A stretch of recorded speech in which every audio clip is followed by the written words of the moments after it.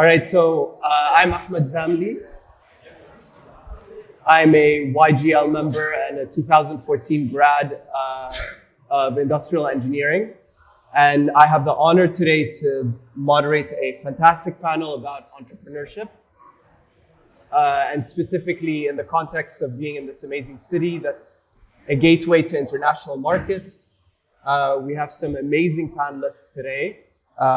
Laura Gonzalez-Stefani, who is the founder and CEO of Venture City, which is a Miami-based VC, but has offices in SF, Sao Paulo, Madrid, and has helped over 100 startups grow their businesses globally. Laura Maidon, who is the founder of Ascendo, also a Miami-based VC, and focuses on diverse founders across multiple sectors in tech. And Vincent Avarse, who is a fellow Husky, recent YGL, congrats, Forbes 30 under 30, and the CEO and founder of the Venezuela's biggest startup, right? Called Yummy, which is a food delivery app that is now expanded into multiple other services and has 4 million users, which is quite incredible. And you also run a VC also in Latin America. So I wanted to keep this casual. It's going to be super conversational. And I wanted to start off by talking about a big thing that has happened over the past couple of years that has been on the minds of us founders and funders, the market slowdown. What's going on? What's your perspective and what's your take? Has it shifted how you guys have looked at certain market verticals, shifted what you're investing in, how you're looking at companies? Yeah. Let's talk about that. So I think it was needed. It was crazy. It didn't make any sense. I've been working in tech for 25 years. I was in the dot-com bubble with my first company, and I crashed big time. And I learned all the things, all the not to-dos very fast. And then 23 years after, boom, it happens again, right? So it didn't make any sense for anyone, not for investors and not for founders. But because we said that we were going to make this fun, we're going to go a little bit. I think there was a lot of wannabe founders and wannabe investors. Yeah. I think it was so cool to have a startup. And being the founder of a startup is one of the worst jobs ever because you're just, playing with fires all day and online. So I think that kind of going back to the basics was needed. It was very painful, very, very painful. There were no exits. It was hard to fundraise. The best performers, nobody was really kind of like paying the attention that they deserved. But, the strongest ones, prevailed. And the ecosystem is much healthier now everywhere. In the US, in Europe, in Latin America, in Asia, everywhere is healthier.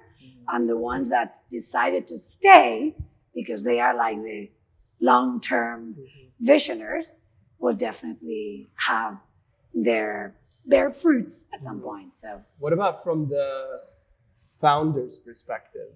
Yeah, look, I think you can imagine that raising money for a startup in Venezuela was never easy, bull or bear market. That said, the market definitely did slow down. And when it did, I would probably say that it started with the change in interest rates, or at least that's when I definitely started to see it coming or feel it. And the way it affected my business is I had just raised a Series A, and my investors were, to take a step back and give you some more context on Yummy. Yummy is a super app in Venezuela that offers a variety of services that you're typically used to in the US as individual separate companies and separate mobile apps or internet services for consumers. So we have a consumer business and a B2B side of the house. On the consumer business, we offer ride sharing like Uber. We offer food delivery like DoorDash. We offer grocery delivery like Instacart. We're about to launch in the next few months a banking experience based on stable coins. So a stable coin solution so that everyone can bank in a stable currency in the market where we operate. And then on the B2B side, we offer enablement services for small businesses. So we give them their own e-commerce store like Shopify, and we also automate their WhatsApp sales with AI. Before the market changed, we were experimenting with dark stores. And many of you might have heard of it as quick commerce. It was this idea of a supermarket in a warehouse that you couldn't physically go to, but that you could order delivery from. And some people that actually work with me here in Miami from Yummy are in the audience, and they will remember this as not a fun time. There was a time when we just decided to expand, and our investors wanted us to grow fast and not even think about burn. There was a moment when we were burning $2 million a month. And that was fine because we were growing really fast on the top line. And we decided to expand outside of Venezuela, but only testing with quick commerce. Now, in hindsight, testing a completely new business model in a completely new geo was probably not the brightest idea we've ever had. But the thesis was that we had no competition in that vertical. What happened when the interest rates changed was our investors were shy about continuing to support that expansion. And we were caught having 38 dark stores in 4 different countries with terrible unit economics of that business unit. And I remember my lead investor calling me into their office in LA, beautiful view of Santa Monica. And I went typical meeting, love my board, go there. And my lead investor sits me down and she goes, look, I've been looking through the numbers. And if you don't close every single market other than Venezuela, you're going to die. Your business is going to die. And I remember just looking at her in the eye and being like, are you sure? And she just said yes. And immediately the day after, no joke, we started closing down the markets. And we also realized that we needed to prioritize the business unit that we had that had the fastest payback period as far as our user acquisition cohorts went. And we realized that we were treating the company as a delivery first company when the fastest payback was in rides. And at the time when this was going on, we were only doing 150,000 monthly rides.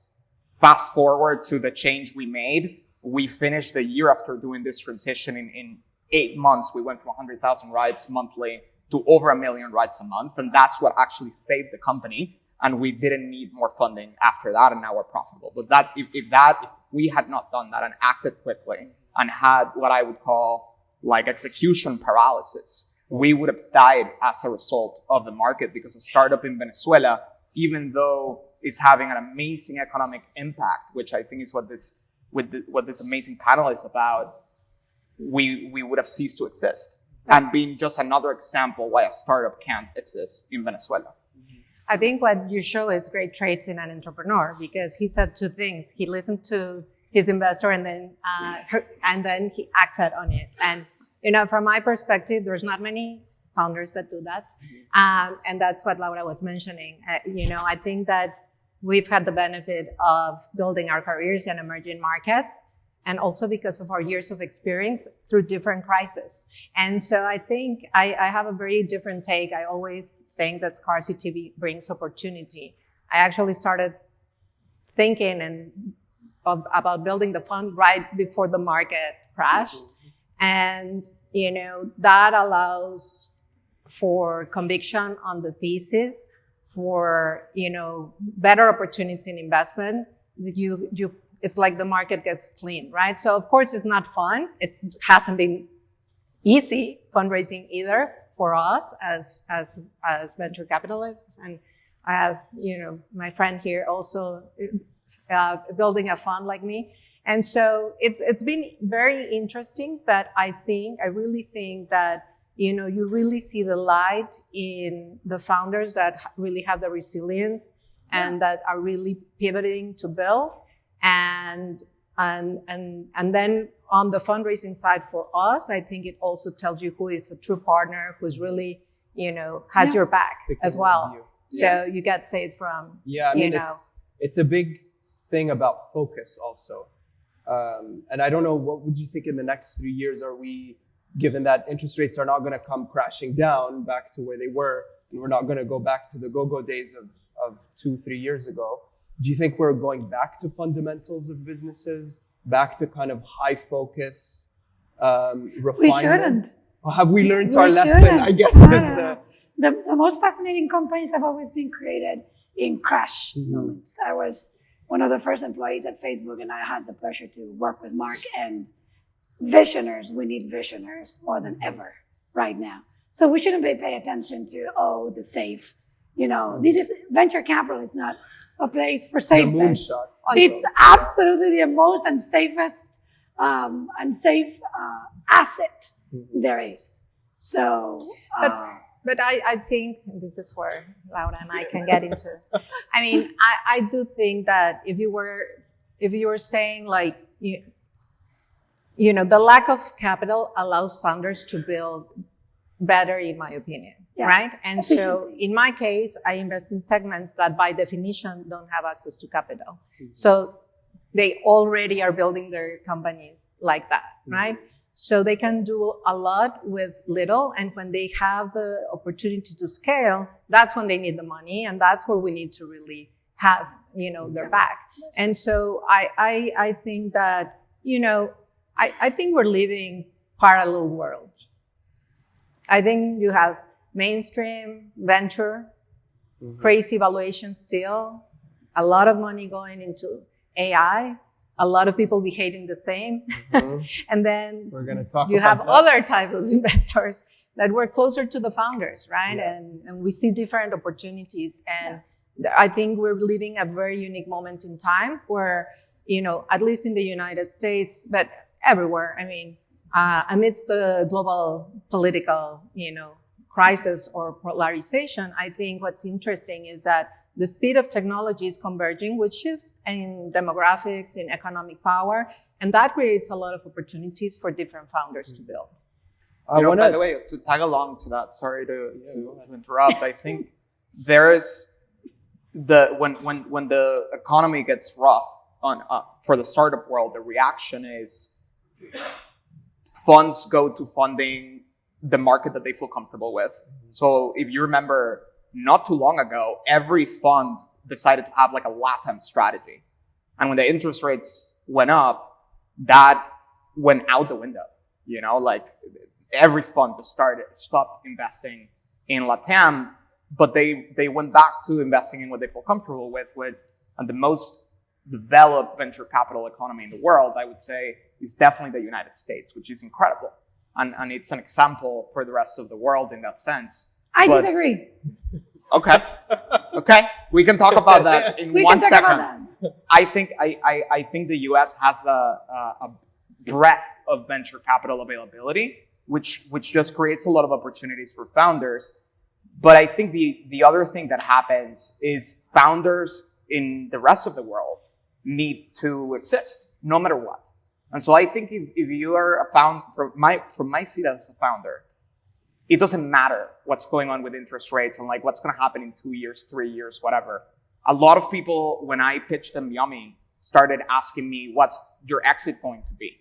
Is Uber going to buy you? Who do you think what is your exit? What's your plan?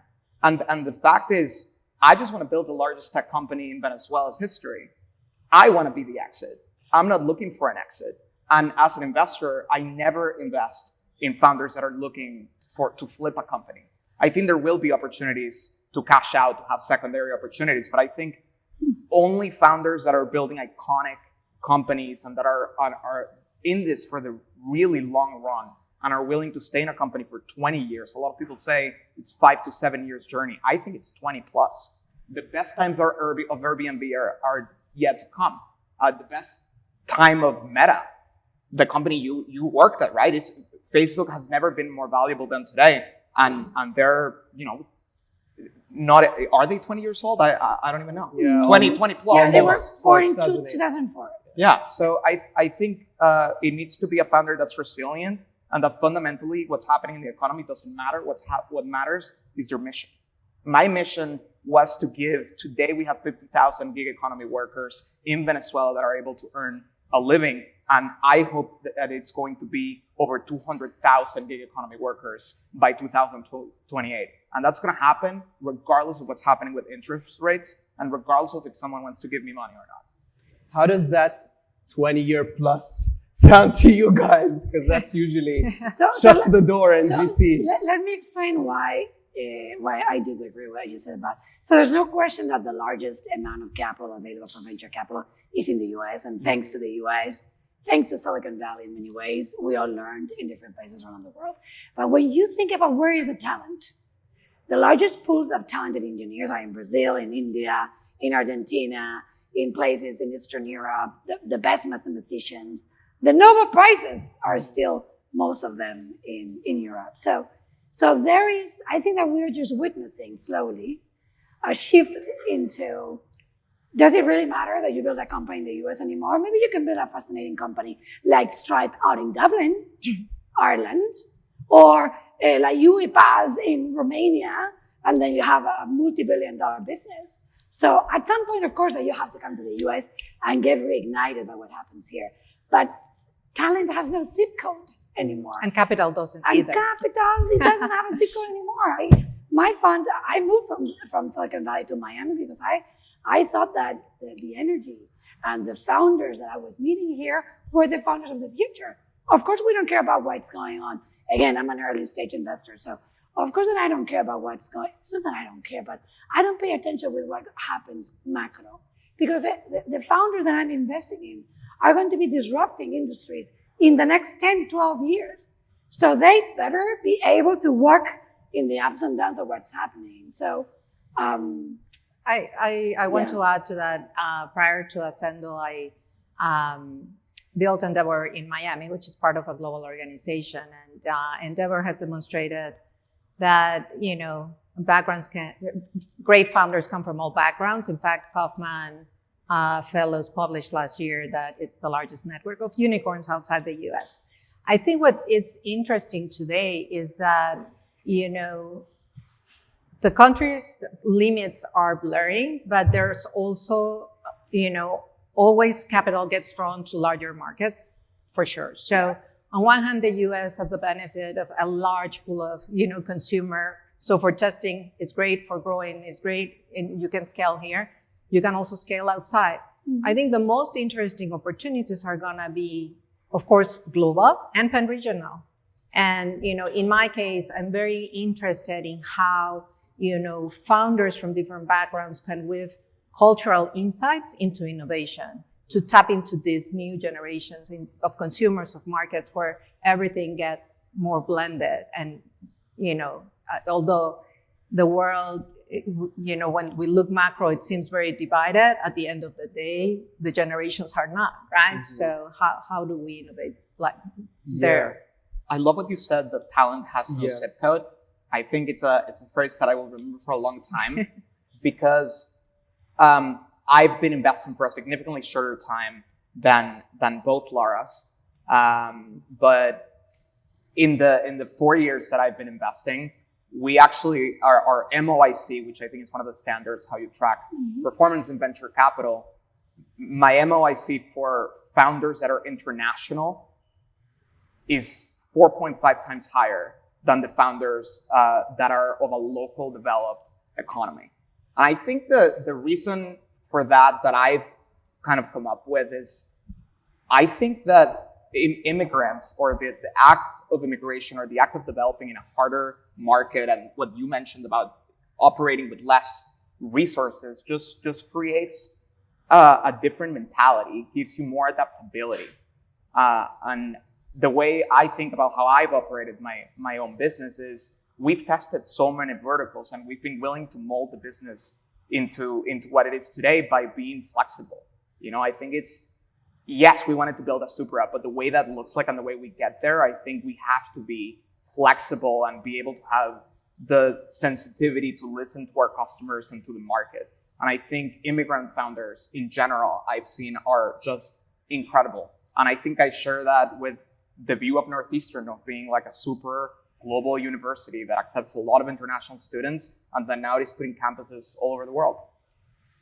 Do you think the scarcity thing has something to do with that? The fact that international entrepreneurs, immigrant entrepreneurs, come from maybe regions that don't have as much access to capital. Is that why they're so creative? I think you have different things. On one hand, if you're operating in your own country in an emerging market, by definition, it's scarce, and you you're building without caring about the noise, right? And that's how great founders have built. And if he's referring to people that move out of their countries to build, that already is self-selecting people that take risk, right? And that see opportunities. So I think that's a different trait. And clearly, we have great examples of amazing founders that are immigrants. But I think those are good examples. But, back to the scarcity or the lack of access, I think our job as investors is find those opportunities where I like to be a contrarian. I like to actually move where not everybody is. And I have conviction on that, right? So I think that we're at a unique moment in time because there's a lot of capital in the market. There's lack of liquidity, but there's still amazing founders building. And so who is going to find them? Well, we're closer to them. Laura and I are closer to them. Founders are always closer to them, right? So, that's the way I think that having scarcity in the environment, but abundance mentality, which not which is something very hard to have. Yeah, the best investors are those that have been building businesses before. Those are the best investors. Those that are bankers, and I'm sorry, there are bankers in the room, they understand about numbers and they understand about spreadsheets and projections and science fiction and everything. But those that are building, those that have crashed many times, those are the ones that Also, it's a people game. It's just a people game. Yeah. I mean, we also have a lot more skin in the game, as And we talked about the relationship of founder and funder when we were talking earlier, and how that's so important to identifying the right. He just mentioned you an speak example. a different language. You speak a different language when you have an operating manager of a fund, or when you have spreadsheet masters of the universe telling you about projections, right? It's a different language. It is, but so Yummy has raised a total of $70 million, and we went through Y Combinator, and I have a bunch of people in my cap table. And oftentimes the people that, the largest check is not necessarily the most helpful check. Yeah. Is the way I like to think about this. One of my most helpful investors has been the co-founder of Tinder. His name is Justin Mateen, and he runs a fund. And when I met him, beyond him being helpful in ideas and understanding at a more sensitive level what products we should be launching, I really like the contrarian way that he thinks. And you've been mentioning how important that is as an investor, and I totally agree. When we met, he was like, transparently, he told me, I don't want to look stupid in front of my LPs investing in a business in Venezuela. What if it goes under? But then he said, but what if you do end up building the largest tech company in Venezuela? And then we invested before that happened.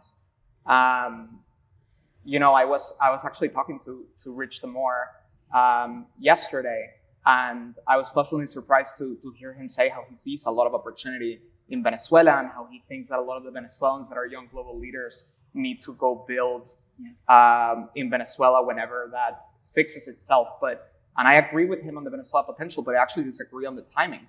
I think the time is now. The time is when it's not obvious. Yeah. I think the best investments are in industries that don't have a name yet. I think if it has a name, it's too late. Yeah, isn't there a famous saying that if your barber is telling you about it, it's already too late or something like that? Yeah. I want to switch gears a little bit into something that we've been talking about quite a bit in this fantastic summit, and it's AI. And I think having the VC world talk about it a little bit, given it's such a hot space, the valuations are in cloud 100 right now. Are we in a bubble? What are we seeing? What are we feeling? Do the valuations make sense? Yeah. I mean, I think that we've discussed a lot as investors. We're always following, we have to be aware of what's happening. I think we have different signs of overvaluations, but it will continue to grow and the innovation will continue. So that's hard to time. If we all knew that if we had a magic, ball, then we would all be amazing, masters at making money. But I think what made the difference, and I think we talked about it before, is DeepSeek, the entry of DeepSeek really changed the Shook the paradigm. system, yeah. And I think that from that perspective, allowing, more use and, more access to AI to build, that then the shift looks like this is a time to invest smarter and not higher. Mm-hmm. Having said that, 2024, I think 30% of 40. the venture capital funds went to AI-driven companies. So, I'm going to be a little cynical as well, but I think that a lot of the industry is created by itself. So, investors can take it as far as they can until they exit. So, I don't know if that will continue to grow. But I think it's funny that it's called artificial intelligence. I like more to think about general intelligence. And it's been around for 50 years, frankly. And it's, okay, now we have the abilities and the tools to really play with it in different ways that we couldn't in the past. But frankly, I mean, I am not an investor that follows a trend. My history has been in identifying those. You said it. We invested in Returnly, which was a returns company 10 years ago when no one in the industry was investing in that space. And we sold it to a firm for a lot of money very fast. And maybe we could have lost it, but it did make sense. There was a real problem there, right? So when there's a problem, there's an opportunity. Artificial intelligence is making our lives so much easier in many ways, but it's been around for a lot of times and for a long time. And it's going to be with us forever. So anytime that a founder or a fund comes to me like, we are investing in AI-driven companies, I'm kind of like, What's new? What's new? Yes. Yeah. So yeah, not for me. Definitely not for Look, me. I think AI evaluations are crazy. I think that's out of control. That said, I think two things remain true, which are, I really believe that it has never been possible to have a multi-billion-dollar company with like a team of 10 people. Yeah. And I think that's Just possible. WhatsApp. Just WhatsApp. Just WhatsApp. Just But I WhatsApp. think that's possible now more than ever. Look at companies like Midjourney that created a foundational model for imagery that took no VC funding, and it's a team of, it expanded to like 20 people now, but it used to be such a tiny team. And I think you will continue to see that trend, and I think that is a really exciting trend. Efficiency. And the second thing that will remain true is that I think every organization and every startup especially will adopt AI in a lot of things that they do. To give you an example, at Yummy, we use it in a variety of ways. The most obvious one for you probably is we're automating our customer service with AI. And that has helped us reduce cost immensely. But beyond that, we have this product that was an enabler product for businesses where we originally just offered them something called the Yummy Hub, where they could have their food delivery marketplace orders, and they could also see their orders from their own e-commerce website that Yummy created for them in 2 minutes. That said, with AI, I was visiting Venezuela, I want to say February of 2024, which was actually the first time I saw the business in person on year 4, and that's a funny story that you should ask me about later. But basically, I was at our largest pizza partner, and they're showing me around the facilities. They're trying to negotiate the commission down, and they're trying to like butter me up, showing me how amazing their operation is. And they show me this room with like 40 people that are frantically typing. And I go, what are they doing? And they explained to me that these people are just there answering WhatsApp orders. And in this conversation, I realized that even though they're in our app, and even though they have their own e-commerce website powered by Yummy, 50% of their online orders still comes from WhatsApp. And that is the reality of Latin America. Distribution, yeah. And what we did, I just asked them, I was like, what if we automated that? Isn't this super painful? And they said, yes, but it's impossible to automate. We took it to the challenge. They're our customer. We listened to our customer. And we built this entire automation flow for WhatsApp that they could plug into in 2 minutes. And now we're processing over 3 million messages a month across a variety of merchants, including KFC and Domino's Pizza. and it has transformed our business. And now we're going to develop the same, but with voice. So you not only can text the WhatsApp number, but you can also call it. And I think that's definitely here to stay. Is Yomi going to be an AI business? No, I would never pitch it as an AI company. That would be ridiculous. Use I the think technology that you use. I think one more way to think about it is like when I look at the internet bubble and crash, right? There's always great companies that continue to grow and thrive, right? And so the way, very pragmatic approach that I think about things is like, who is really delivering value, right? I mean, and where is the money going, right? So are the funds really developing more product for value that the consumer or whomever the client is willing to pay? Or are we just thinking that we're going to get into a cap table and sell? It's a very different proposition. So I think following the value. VCs are going to die, guys. I think that we're going to be the last ones standing because it doesn't make any sense. It doesn't. If you think about it, are you really going to give your money to someone that's not going to return the capital to you in 10 years? Does that make sense? It doesn't make any sense, right? It just doesn't make any sense.